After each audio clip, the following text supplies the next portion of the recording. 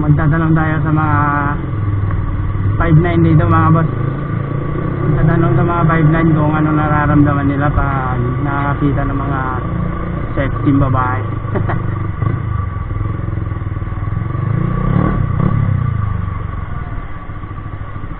Sir, anong nararamdaman mo sir pag nakakakita ka ng ano, mga sex team babae? Anong pakiramdam mo? Anong feel mo? Pag na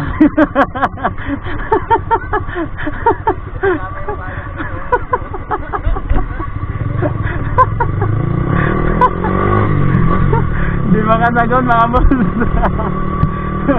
Dito tayo sa isa, dito tayo.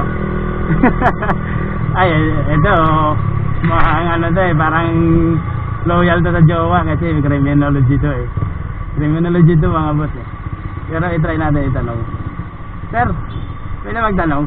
Ha? Anong nararamdaman mo, anong pakiramdam mo pag nakakita ka ng ano, mga sexy babae na dumadaan dito? Yeah. Pag dumadaan dito, anong napipil mo pag nakakita? Anong pakiramdam mo pag nakakita ka ng sexy dito na dumadaan? Mga lason mga babae, sir. Ha? Mga lason yung mga babae. Yung mga ganyan, mga ganyan sir oh. Ha? Yung mga ganyan sir oh. Mga ganyan. Mga Oh. lason yan. So loyal ka pala sir.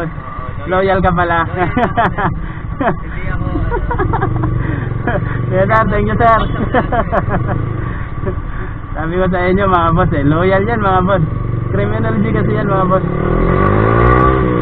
Kaya loyal yan.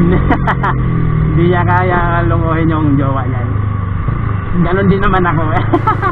Wala naman kasi gustong magloko sa jowa na ang bait na, matino ba, at ay maalalahanin ba, at masunorin. Kaya kayo mga boss, maging loyal kayo sa mga asawa nyo mga boss. Wag kayong kung magaling naman, magaling.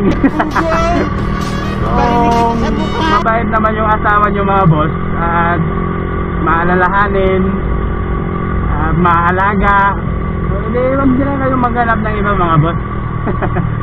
So shout out sa inyo mga boss, shout out sa all followers natin. So panibagong content tayo mga boss.